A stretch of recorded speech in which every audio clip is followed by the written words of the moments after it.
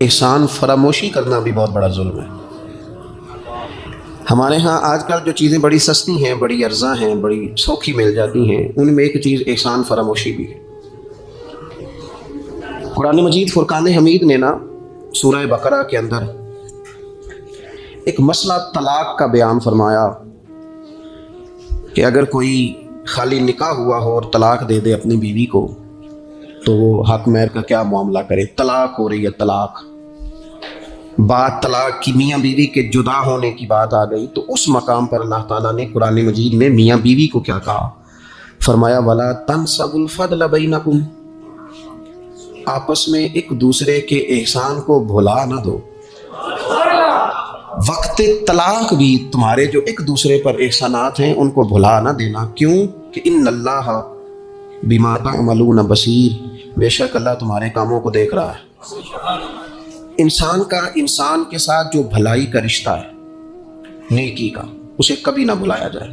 اور قرآن مجید نے کہا ہل جزاء الاحسان الا الاحسان، کیا ہے بھلا نیکی کا بدلہ مگر نیکی۔ احسان کا بدلہ صرف احسان۔ ہم نہ احسان مندی نہیں کرتے، مزاج نہیں پیدا کرتے۔ اچھا کبھی احسان مانتے بھی ہیں تو کسی نے جو ایک دو احسان کر دیے ہیں نا اس کا مانتے ہیں۔ اور ہمارے جو قریبی ہیں، جو اپنے ہیں، جن کے احسان گنے نہیں جا سکتے، شمار نہیں کیے جا سکتے، ہم پر سب سے زیادہ احسان ہمارے رب کریم کا ہے۔ اس نے ہمیں پیدا کیا ہے، اس نے ہمیں زندگی دی ہے، وہ ہمیں رزق دیتا ہے، اس نے ہمیں شعور دیا ہے، اور پھر اس کے بعد ہمارے اوپر سب سے بڑھ کر احسان ہمارے رسول پاک کا ہے صلی اللہ علیہ وسلم۔ حضور کا تو وجود ہی پورا اللہ کا احسان ہے۔ لقد من اللہ علی المؤمنین اذ بعث فیہم رسولا، رب کہتے ہیں میں نے تم پر احسان کیا ہے کہ میں نے تمہیں اپنا رسول عطا فرمایا۔ حضور کا سارا وجود ہی ہمارے اوپر احسان۔ لیکن آپ دیکھ لیں اس احسان مندی کا جو خاص جذبہ ہونا چاہیے تھا اور ہمارے وجود میں اس کے جو اثرات ہونے چاہیے تھے، اور ہماری طبیعت جس طرح جھکی ہوئی ہونی چاہیے تھی اس احسان پر، وہ ہمارا مزاج نہیں بنتا الا ماشاء اللہ۔ اللہ تعالیٰ کے احسانات ہیں، نبی پاک کے احسانات ہیں، پھر علماء، مشائخ، قرآن مجید کے تراجم، تفاسیر، احادیث کی شروحات لکھنے والے، ہمیں سمجھانے والے، جو ہمیں اللہ رسول سے جوڑتے ہیں، جو ہمیں وہ رستہ دکھاتے ہیں، ان لوگوں کے احسانات ہیں، ہمارے اساتذہ کے احسانات ہیں۔ اور دنیاوی احسانوں میں سب سے بڑھ کر جو ہمارے اوپر احسان ہے وہ ہمارے والدین کا ہے۔ اور قرآن مجید میں اللہ کریم نے فرمایا میرا بھی شکر ادا کرو اور اپنے ماں باپ کا بھی شکر ادا کرو، ان کا بھی شکریہ ادا کرو۔ مزاجوں میں تشکر کا جذبہ نہیں۔ وہ میں ایک دوست ناراض ہو گئے اپنے گھر سے، تو والد نے انہیں کہا ٹھیک ہے آپ الگ ہو جائیں، جو ان کا حصہ تھا وہ ان کو دے دیا، 4 بھائیوں میں سے ایک کو انہوں نے روانہ کر دیا۔ اب ظاہر ہے کچھ پریشان ہوئے، گھر چھوڑنا تھا تو ایک اور جگہ منتقل ہوئے، تو ان کے ایک دوست نے ان کی مدد کی اور ان کو انہوں نے کچھ دن اپنے ساتھ رکھا، پھر آہستہ آہستہ مواقع بن گئے اور جگہ ان کو مل گئی۔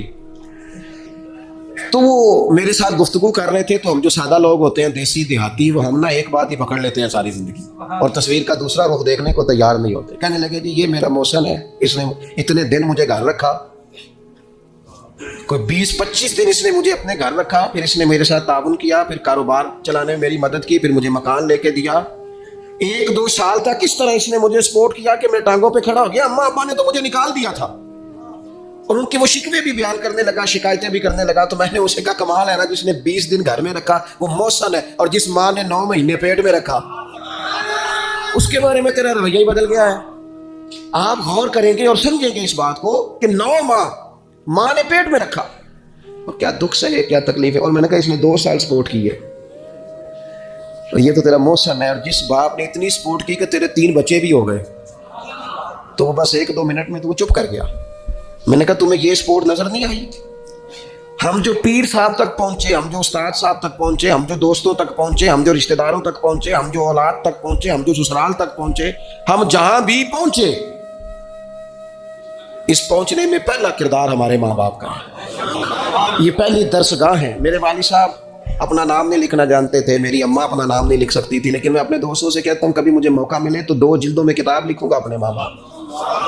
میری والدہ کے بارے میں کوئی مجھ سے پوچھے کہ آپ کی اماں کیا ہے، تو میں کہوں گا میری اماں میرے لیے یونیورسٹی ہے، میری اماں میرے لیے اتھارٹی ہے۔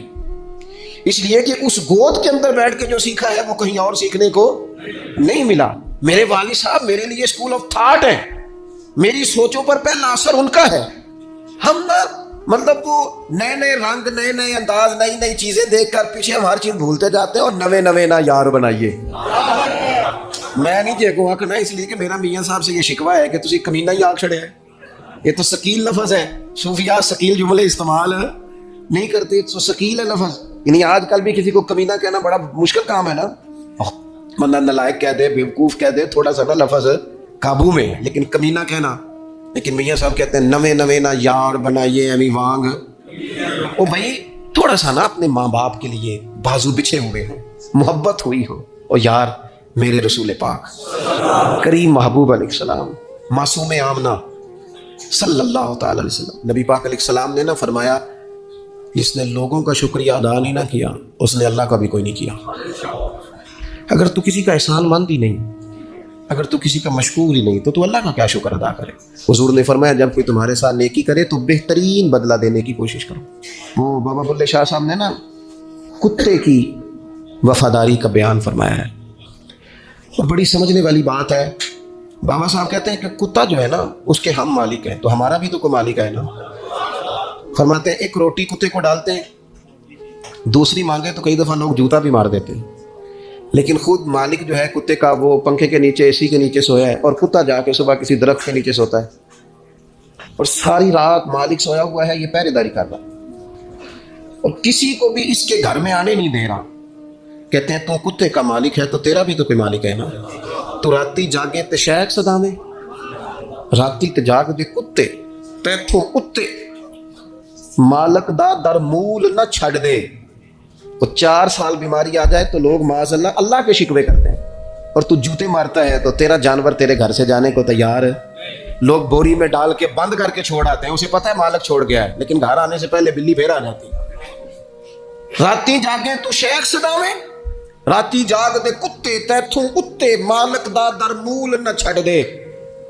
پاویں مارو 100 جتے ایک برکی دا قدر پچھانا, پاویں مالک ہو من ستے. اے تیتھوں اتے رکھا سکھا کھا دنے جا رکھاں وچ ستے. تیتھوں اتے اٹھ بلیا چل یار منا لے نہیں تے پھر بازی لے گئے نہیں کتے. اٹھ بلیا چل یار منا لے نہیں تے بازی لے گئے. جنہاں تناں وچ عشق نہ رچیا کتے انہاں تھی چنگے. اور ویکھو نا مالک دے کر راکھی کر دے سابر بھوکے ننگے. اپنی زندگی میں کچھ مزاج شکر والا. نبی پاک علیہ السلام نے فرمایا جو تم سے نیکی کرے اسے اچھا بدلہ دینے کی کوشش کرو. اور حضور فرمانے لگے اگر بدلہ دینے کی طاقت نہ ہو تو پھر اس کے لیے دعا کرو, اور اتنی کرو اتنی کرو اتنی کرو محسن کے لیے دعا کہ تمہیں یوں لگے کہ تم نے حق ادا کر دیا. پھر اس کے لیے دعا کرو, اپنے محسنوں کا شکریہ. اور یارو میرے نبی پر کوئی احسان نہیں کر سکتا, لیکن میرے رسول پاک صلی اللہ علیہ وسلم سے جس نے تھوڑی سی بھی محبت کی نا, مدینے والے لینے گئے میرے نبی پاک کو ہجرت سے پہلے. تو حضور کے چچا حضرت عباس رضی اللہ تعالیٰ عنہ حالانکہ ابھی کلمہ نہیں پڑھتے تھے, وہ کہنے لگے مدینے سے لینے آنے والوں, نبی پاک یہاں بڑے معزز ہیں, ان کا بڑا اعزاز ہے, اگر تم محبوب کی حفاظت کر سکتے ہو تو پھر لے کے جانا. تو اہل مدینہ نے کہا کہ آپ ایک دفعہ بھیجیں تو صحیح, ہم تو اپنے اہل خانہ سے بڑھ کر حفاظت کریں گے. یہ باتیں ہو رہی ہیں. ایک انصاری تھے حضرت ابو الحیثم, اٹھ کے نا حضور کے قریب گئے, کہنے لگے یا رسول اللہ ایک بات کر لوں. حضور نے فرمایا کر لو. عرض کی حضور ہمارے جن سے بھی تعلقات ہیں ہم سب سے بگاڑ دیں گے. حضور ہم صرف اور صرف آپ کی غلامی کریں گے, لیکن ایک ہلکا سا ڈر ہے, اگر اجازت ہو تو عرض کر لوں. حضور نے فرمایا کرو. عرض کرنے لگے یا رسول اللہ کل کو اگر آپ کو غلبہ ملے اور اللہ کے فضل سے ملے گا تو پھر ایسا نہ ہو کہ آپ اپنی قوم کی طرف لوٹ آئیں تو پھر ہم سے یہ فراق یہ بچھوڑا سا نہیں جائے گا. حضور پھر آپ واپس تو نہیں آئیں گے. تو حضور نے ان کی بات سنی تو حضور مسکرا پڑے, فرمایا مدینے والوں سنو, کبھی نہ بھولنا میں تم میں سے ہوں اور تم مجھ میں سے ہو. چھوڑ کے کیوں. ہمارے ایک بزرگ سے کسی نے کہا تھا او تم لوگ مدینے زیادہ رہتے ہو, حالانکہ نبی پاک نے تو مکے میں زیادہ وقت گزارا ہے. 63 سالہ عمر مبارک میں سے 53 سال مکے میں گزارے, مدینہ طیبہ میں تو صرف 10 سال گزارے, اور تم ہر وقت مدینہ کرتے ہو. وہ کہنے لگے جا کے اپنا کیلکولیٹر ٹھیک کر, تیرا یہ فلسفہ بھی ٹھیک نہیں. نبی پاک نے مکے میں 53 سال گزارے ہیں اور مدینے میں قیامت تک کے لیے ڈیرا لگایا ہے. جا جا کے کیلکولیشن ٹھیک کر. حضور نے فرمایا رہنا بھی یہاں ہے, دفن بھی یہاں ہونا ہے, قیامت میں اٹھوں گا تو میری قبر بھی مدینے سے کھلے گی.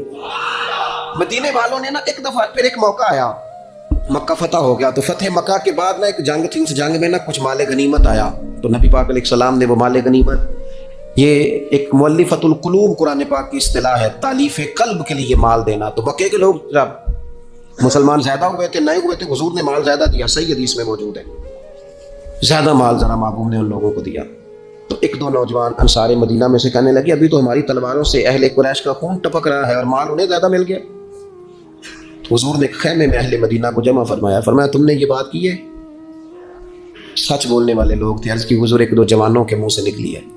تو نبی پاک علیہ السلام نے فرمایا تم یہ کہہ سکتے ہو کہ یا رسول اللہ ان لوگوں نے تو آپ کو تکلیف دی تھی, ہم نے غلامی کی تھی. تم اگر کہو تو تم سچے ہو اس بات میں کہ یا رسول اللہ انہوں نے تو آپ کو نکلنے پہ مجبور کیا, ہم تھے جنہوں نے بازو کھول کے, کہو تم یہ بات. تڑپ گئے اہل مدینہ. عرض کی حضور نہیں, ہم تو اندھیروں میں تھے, آپ کی برکت سے اللہ نے ہدایت کا نور عطا کیا. یا رسول اللہ صلی اللہ تعالیٰ علیہ وسلم آپ کے ذریعے اللہ نے ہمیں اپنی پہچان عطا کی, قرآن عطا فرمایا, یہ ساری نعمتیں آپ کے صدقے ملی. پتہ حضور نے اہل مدینہ کی وفاؤں کا کس طرح ذکر فرمایا. فرمایا مدینے والوں اگر ہجرت کا موقع نہ ہوتا, رب نے ہجرت نہ رکھی ہوتی تو میں تو انصار مدینہ میں سے ہوتا. اور حضور فرمانے لگے اگر لوگ چلیں مختلف وادیوں میں تو مدینے والوں جس وادی میں تم چلو گے میں بھی اسی وادی میں چلوں گا. اور حضور نے فرمایا میرے مدینے والوں سے, انصار مدینہ سے صرف مومن ہی محبت کرے گا, اور ان سے جو بغض رکھے گا وہ منافق ہوگا, کیونکہ ان کی وفاؤں کا صلہ ہے کہ رسول پاک نے انہیں عزتیں عطا فرمائی. تھوڑا سا اپنی زندگی میں احسان مندی کا مزاج. ہمارے یہاں نا خود غرضی کو باقاعدہ رواج دیا گیا, اور بڑے بڑے غلط جملے جو اخلاقاً اپنی زبان سے ادا بھی نہیں کیے جا سکتے. میں تو جی کام نکالنے کے لیے کسی کو بھی باپ بنا لیتا, معاذ اللہ. مسلمان تو اس طرح کی بات نہیں کر سکتا. یہ خود غرضی, یہ لالچ, یہ وقتی طور پر کسی شخص کو استعمال کرنا, ٹیشو پیپر بنانا, یہ اہل ایمان کا تو طریقہ ہی نہیں.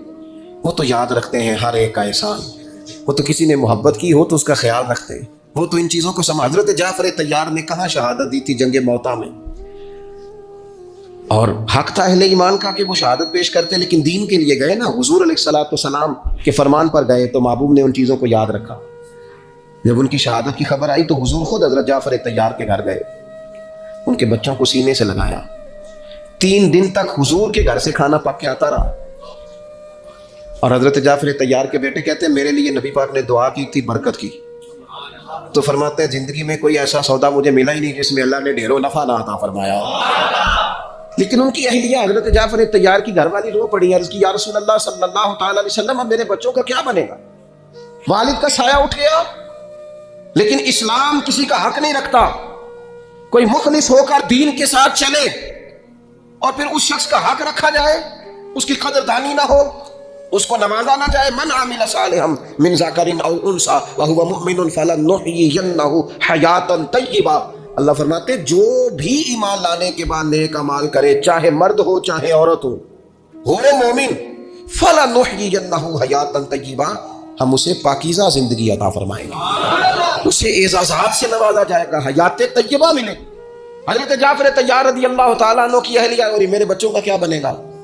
والد چلا گیا. بڑے مسائل ہوتے ہیں زندگی میں, ہم نے دیکھا ہے والد کے جانے کے بعد کس طرح کی آزمائشوں سے لوگوں کو گزرنا پڑتا ہے. شروع میں لوگ آگے کہتے ہیں ہم تمہارے ساتھ ہیں, پھر لوگ کہتے ہیں کوئی ایسا تو نہیں نا ابا چلا گیا, بڑا کچھ دے کے گیا ہوگا, اور پھر یہ نکمے کیوں ہیں, یہ کام کیوں نہیں کرتے. پھر وہی لہجے تھوڑے ہی عرصے کے بعد تبدیل ہو جاتے ہیں, انداز بدل جاتا ہے. لیکن جناب جعفر طیار کی اہلیہ جب رو رہی تھیں, آنسو بہا رہی تھیں, تو میرے محبوب نے بھی ایک وعدہ کیا. حضور نے کہا اگر ان کے باپ نے دین کے ساتھ نیکی کی ہے, خدمات پیش کی ہیں, تو پھر اسلام کسی کا حق تھوڑی رکھتا ہے. نبی کریم صلی اللہ تعالیٰ علیہ وآلہ وسلم نے فرمایا تو پریشان نہ ہو, انا ولیہم فی الدنیا والآخرہ. فرمایا میں دنیا میں بھی ان کا وارث بنوں گا, میں قیامت میں بھی ان کا وارث بنوں گا. میں والی ہوں, میں سرپرست ہوں ان کا دنیا اور آخرت میں. میرے دوستو اپنے مزاجوں میں تھوڑا سا نہ پلٹ کے دیکھا جائے, محسنین پر غور کیا جائے. کتنے لوگ تھے انہوں نے ہمیں سہارا دیا, کتنے لوگ تھے زندگی کے موڑ پر کس طرح کر کے انہوں نے ہمارے ساتھ شفقتیں کی. میں نے تو کالج میں دیکھا ہے کہ جن کو بالکل دنیا دار نوجوان کہا جاتا ہے اور کوئی دینی تعارف اور دینی وفاداری نہیں رکھتے, وہ بھی ایک دوسرے کی فیسیں دے رہے ہوتے ہیں. وہ بھی ایک دوسرے کو کہہ رہے ہوتے ہیں چل یار سیر پہ جانا ہے، چلتے ہیں، لیکن کسی کی نیکی کو یاد بھی تو رکھا جائے۔ حالات بدلتے ہی عنوان بھی بدل جائے، تھوڑی سی تبدیلی آتے ہی انسان کا مزاج بھی بدل جائے۔ یہ احسان مندی کا نہ ہونا، اور اگر کبھی ہونا بھی تو وہ جذباتی قسم کی، جیسا میں نے کہا کہ ایک دو احسان کسی نے کیا وہ تو یاد رکھ لیا گیا۔ دوسری شادی کرنا بالکل جائز ہے، کوئی اس میں دو رائے نہیں، اگر کوئی حق ادا کر سکتا تو کرے، لیکن نبی پاک علیہ السلام نے سیدہ خدیجہ الکبریٰ کی موجودگی میں دوسرا نکاح نہیں کیا۔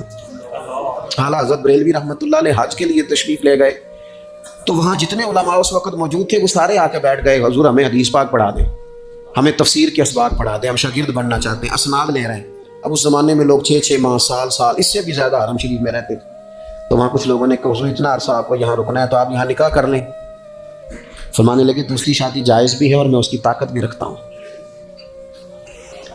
لیکن اعلیٰ حضرت فرمانے لگے میری اہلیہ نے نا تکلیفوں میں میرا ساتھ دیا ہے، میں اسے وقت نہیں دے پایا، دین کے کام میں لگا رہا، لیکن اس خاتون نے بڑی نیک نامی کے ساتھ میرے ساتھ زندگی بتائی ہے۔ یہ اعلیٰ حضرت کے لفظ ہے۔ فرمانے لگے میں طاقت بھی رکھتا ہوں، شریعت کی اجازت بھی رکھتا ہوں، لیکن میں دوسری شادی اس لیے نہیں کروں گا کہ میری بیوی کو تکلیف ہوگی۔ لیکن یہاں جناب حالات بدلے نہیں تو عنوان بدلا نہیں۔ میں نے کہا ہے کہ ناجائز نہیں کہہ رہا میں اس کو کسی مقام پر بھی، لیکن کچھ چیزیں ایسی ہیں جس کو آگے بڑھ کر ہم سیرت اور سوانے سے لے سکتے ہیں۔ سیدہ خدیجہ الکبریٰ رضی اللہ تعالیٰ عنہا نے حضور سید عالم علیہ السلام کے ساتھ وہ وقت گزارا تھا جو اسلام پر غربت کا وقت تھا، جو کفار کی اذیتیں برداشت کرنے کا وقت تھا، جس وقت معاذ اللہ کمر مبارک پر اونٹ کی اوجڑیاں رکھی جاتی تھی، راستے میں کانٹے بچھائے جاتے تھے، پتھر برسائے جاتے تھے۔ اس موقع پر سیدہ پاک حضور کی بارگاہ عالی مرتبت میں رہی۔ حضور کی ہر زوجہ کی کیا شان ہے، اور پھر سیدہ عائشہ صدیقہ جو محبوبہ ہے محبوب خدا کی، کیا عظمتیں ہیں، پر سیدہ خدیجہ الکبریٰ کا انفرادی انداز ہے۔ حضرت عائشہ صدیقہ کہتی تھی میں نے اس خاتون پر ہمیشہ رشک کیا، بڑے سارے لوگ آتے تھے حضور سے ملنے، لیکن دروازے پر ایک خاتون بولی، جناب حالہ بنت خولد، دروازے پر خاتون بولی، اجازت مانگی السلام علیکم کے بعد میں آ جاؤں؟ تو سیدہ عائشہ صدیقہ فرماتی ہے محبوب نے جھٹ سے چہرہ مبارک اٹھایا، فرمایا یہ تو حالہ کی آواز ہے، یہ تو ختیجہ کی بہن ہے، یہ دیکھو کتنی آواز ملتی ہے، تو ختیجہ کی بہن ہے، حالہ کی، جلدی سے بلاؤ۔ کہتے وہ آ گئی، بیٹھی، چلی گئی۔ میں نے عرض کی حضور اللہ تعالیٰ نے آپ کو بڑی بہتر ازواج دی ہیں، پر اس خاتون کا بڑا ذکر کرتے ہیں۔ تو سیدہ کہتی ہیں دیکھتے دیکھتے ہی حضور کے آنسو چھلکے، دیکھتے دیکھتے ہی رخساروں سے وہ نور بھری لڑی مبارک داڑھی کے قریب آنے لگی۔ محبوب فرمانے لگے جب لوگوں نے میرا حوصلہ توڑا تو عائشہ خدیجہ نے مجھے حوصلہ دیا، کہا لوگوں نے میرا انکار کیا وہ مجھ پر ایمان لائیں، لوگوں نے مجھے جھٹلایا انہوں نے میری تصدیق کی، اور پھر کہا اللہ نے مجھے جو اولاد دی وہ بھی خدیجہ الکبریٰ کے بدن سے دی۔ وَلَا تَنْسَبُوا الْفَضْلَ بَيْنَكُمْ، آپس میں ایک دوسرے کے احسان بھلا نہ دو۔ وہ جس نے ایک موقع پر جب تم قرض میں الجھ گئے تھے تمہارے ساتھ نیکی کی ہے وہ تمہیں ساری زندگی یاد رہی، اور جن بھائیوں نے، جس اہلیہ نے، جن دوستوں نے، ماں باپ نے، قریبی عزیزوں نے زندگی تمہارے نام کر دی وہ تمہیں بھول گیا ایک منٹ میں۔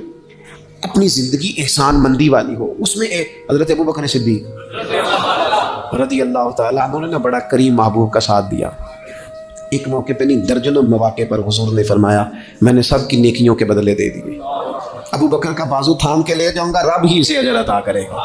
حضرت صدیق اکبر رضی اللہ تعالیٰ عنہ کی ان باتوں کو میرے کریم نے ہمیشہ، بلکہ حضرت عمر کہتے ہیں میری اور جناب صدیق اکبر کی کسی بات میں شکر رنجی ہو گئی تھی، اور جناب صدیق حضور کے پاس چلے گئے اور جا کر کے عرض کیا کہ یا رسول اللہ صلی اللہ تعالیٰ علیہ وآلہ وسلم یہ معاملہ ہو گیا ہے۔ حضرت سیدنا ابو بکر صدیق کی بات سن کے حضور خاموش ہو گئے۔ حضرت صدیق نے عرض کی حضور میں نے کہا بھی تھا، عرض بھی کی تھی، لیکن عمر فاروق مانے نہیں، یہ اگر کوئی بھائی معذرت کرے تو اس کی قبول کر لینی چاہیے۔ ہمارے ہاں نا احساس ہونے پر منتیں کرتے دیکھے ہیں میں نے بھائی، اپنے بچوں سمیت آ کے بیٹھے دیکھے ہیں، چار یار غلطی ہو گئی تھی۔ وہ بندہ جس کی روزانہ لاکھوں غلطیاں رب معاف کرتا ہے، وہ کسی کی ایک خطا بھی معاف کرنے کو تیار نہیں ہے۔ شادی کا موقع ہے، منانے کے لیے جا رہے ہیں رشتہ دار، کہتے ہیں آج تو ٹائم آیا ناراض ہونے کا، اور تیار ہی نہیں ہے، راضی نہیں ہوتے ہیں۔ یہ حدیث یاد رکھ لینا، نبی پاک علیہ الصلوۃ والسلام نے فرمایا جس کا بھائی اس کے پاس معذرت لایا، معافی مانگنے آیا اور اس نے معاف نہ کیا، محبوب فرماتے میرے حوض کوثر پہ نہ آئے، یہاں نہ آئے۔ تیرا بھائی ہاں کوئی عقیدے کا مسئلہ تھا، کوئی شرعی معاملہ تھا تو بات اور تھی، ذات کے لیے بت بنا کے رکھے ساری زندگی، اور معافی دینے کو ہم تیار نہ ہوئے، احساس ہی نہیں پیدا کیا کہ وہ جو آ گیا ہے وہ تو اب آ گیا ہے، اب ہمیں درگزر کا حکم تھا۔ حضرت ابوبکر صدیق رضی اللہ تعالیٰ عنہ نے معذرت چاہی، لیکن جناب عمر کے مزاج میں جلال تھا، وہ ناراض ہیں۔ حضرت صدیق حضور کی بارگاہ میں حاضر ہو گئے، سارا مدعا عرض کر دیا۔ حضرت عمر کہتے ہیں میں پیچھے گیا، اور جب میں گیا تو میں حال سارا سمجھ گیا۔ کہتے ہیں جب نبی پاک کی بارگاہ میں گیا تو جو حضور کے جملے تھے وہ جناب صدیق اکبر کی عظمت کو کہاں سے کہاں لے گئے۔ محبوب فرمانے لگے عمر کیا تم میری خاطر ابوبکر کو چھوڑ نہیں سکتے تھے؟ فرمایا جب سب مجھے جھٹلا رہے تھے یہ میری تصدیق کر رہا تھا، جب سب کی تلواریں نیام سے باہر نکلی ہوئی تھی اور ابوبکر سینہ کھول کے میری حفاظت کر رہا تھا، تم میری وجہ سے اسے چھوڑ نہیں سکتے تھے۔ احسان کسی کا تو یاد رکھا جائے، اور جو لوگ احسان مند تھے، حضرت شیخ سعدی رحمۃ اللہ تعالی علیہ فرماتے میں نے دیکھا ایک شخص کے پیچھے پیچھے ہرن چل رہا تھا، وہ ذرا میرے قریب آیا تو میں نے اسے آ کے کہا کہ یہ ہرن تو بندہ دیکھ کے بھاگ جاتا ہے، تیرے پیچھے کیسے چل رہا ہے؟ تو سعدی فرماتے ہیں وہ شخص کہنے لگا اس کا بچہ مر رہا تھا، میں نے بچایا ہے، میں نے اس کے بچے کو پانی پلایا ہے، گھاس کھلائی ہے، تو جب سے یہ دم ہلاتا ہلاتا میرے پیچھے ہے۔ حضرت سعدی فرماتے ہیں اس کے گلے میں رسی کوئی نہیں تھی، پر اگر اس کے گلے میں کوئی رسی تھی تو احسان کی رسی تھی، جس سے وہ بندھا ہوا پیچھے پیچھے چلا آ رہا تھا۔ کوئی تو ایسی رسی، یہاں تو بھائی اتنا عجیب معاملہ ہو گیا ہے۔ ہمارے ایک بہت بڑے بزرگ عالم ہیں تو ایک دن فرما رہے تھے یار حد ہو گئی ہے، جن کو پڑھایا تھا لکھایا تھا وہ مقابلے میں آ کے بیٹھ گئے، ہم نے شاگرد بنائے تھے کہ دشمن تیار کیے تھے۔ وہ عربی کا ایک محاورہ نا جس سے نیکی کرو پھر اس کے شر سے بھی بچو، بعض تو اسے حضرت علی کا قول بھی کہتے ہیں۔ اپنی زندگی میں یہ مزاج کبھی نہ بنائیں، کبھی نہ بنائیں، کبھی کوئی ایسی طبیعت کے اندر بات نہ لائیں۔ لوگ مختلف لوگوں کے بارے میں نام لے کے ٹھٹھا کرتے ہیں معاذ اللہ، اور بڑی بڑی باتیں سناتے ہیں۔ ایک خان صاحب سے میری ملاقات ہوئی کچھ عرصہ پہلے، تو ایک انتہائی غریب آدمی کے گھر میں میں نے انہیں ڈیوٹی کرتے دیکھا، تو میں نے کہا آپ یہاں ڈیوٹی کرتے ہیں؟ کہنے لگے یہ ہمارے صاحب بڑے امیر ہوتے تھے، غریب ہو گئے، سب چھوڑ گئے، حالات کا تغیر بدلا۔ تو میں نے کہا آپ کیوں نہیں چھوڑ کے گئے؟ کہنے لگے کیا کروں، مجبوری ہے، نمک خار ہوں، ان کے گھر کا نمک کھایا ہے، اب حالات کے تغیر اصلہ نال جنے کی کریے، وہ نسلہ تاک نہیں کھول دے۔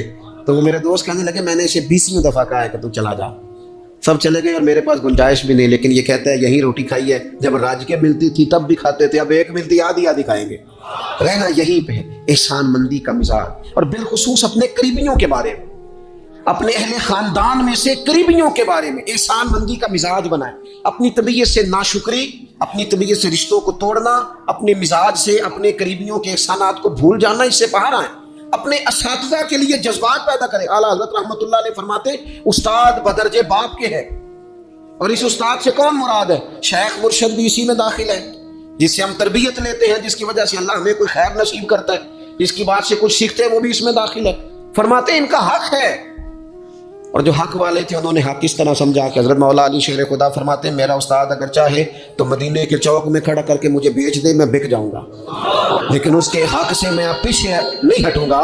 17 رمضان مبارک کو جنگ بدر ہوئی، نبی پاک علیہ السلام نے فرمایا رب کریم نے بدریوں سے وعدہ کر لیا ہے، جو جو بدر میں شریک ہوئے اللہ نے وعدہ کر لیا ہے رب سب کو جنت عطا فرمائے گا۔ اہل بدر میں سے کوئی شخص آتا نا تو صحابہ اٹھ کے اس کا استقبال کرتے ہیں۔ بدر کے لوگوں نے جب کہا نا شہدائے بدر اور شہدائے احد کو فلاں فوت ہو گیا، فلاں مر گیا، تو اللہ نے کہا وَلَا تَقُولُوا لِمَن يُقْتَلُ فِي سَبِيلِ اللَّهِ أَمْوَاتٌ، خبردار تم نے مردہ کہنا بھی نہیں، جائے میرے راستے میں ابھی اسے مردہ کہا جائے، بل احیاء، بلکہ وہ زندہ ہیں، وہ زندہ ہیں۔ تم شعور نہیں رکھتے ان کی زندگی کا تو تم نے مردہ کہہ دیا، وہ تو زندہ ہے۔ میرے دوست جتنے بھی لوگ اسلام میں، حضرت عمر فاروق کہتے ہیں میں حضرت صدیق اکبر کے پاس بیٹھا تھا تو ایک خاتون آ گئی دربار خلافت میں کسی کام سے، تو حضرت سیدنا ابو بکر صدیق نے اپنے کندھوں سے چادر اتاری، اس چادر کو زمین پہ بچھایا، اس بیٹی کو، اس خاتون کو اپنی چادر پہ بٹھایا۔ حضرت سیدنا عمر کہتے ہیں میں نے کہا اللہ نے آپ کو اتنی شانوں سے نوازا ہے، انبیاء کے بعد آپ سب سے افضل ہیں، اور آپ اپنی چادر کس کے لیے بچھا رہے، کون ہے آخر یہ خاتون؟ تو حضرت ابو بکر صدیق فرمانے لگے حضرت سعد بن ربیع رضی اللہ تعالیٰ عنہ نے میدان احد میں حضور کے قدموں میں جان قربان کی تھی۔ میں نے کہا ہاں، کہنے لگے یہ اسی سعد بن ربیع کی بیٹی ہے، یہ آج آئی ہے۔ اور ہمارے ملک میں کیا ہوا، کبھی پلٹ کے دیکھنا شہداء کے خاندان کس کیفیت میں، کبھی پلٹ کے دیکھنا سرحدوں پہ جان دینے والوں کے بچوں کی کیفیت کیا ہے.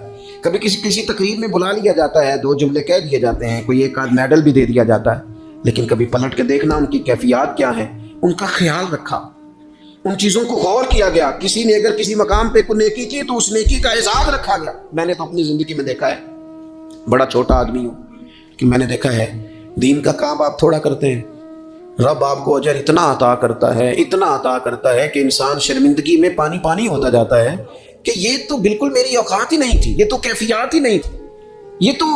یہ اس مسجد کے نقشے کی جب بات چل رہی تھی تو نقشہ منظور کرنے والوں میں سے ایک صاحب نے مجھے کہا اتنی بڑی مسجد بنا رہے ہیں تو وہاں تو آبادی کوئی نہیں, تو اتنی بڑی مسجد بنا رہے ہیں تو لوگ کہاں سے آئیں گے. تو میں نے کہا ہمیں تو پہلے بھی نہیں پتا کہاں سے آتے ہیں.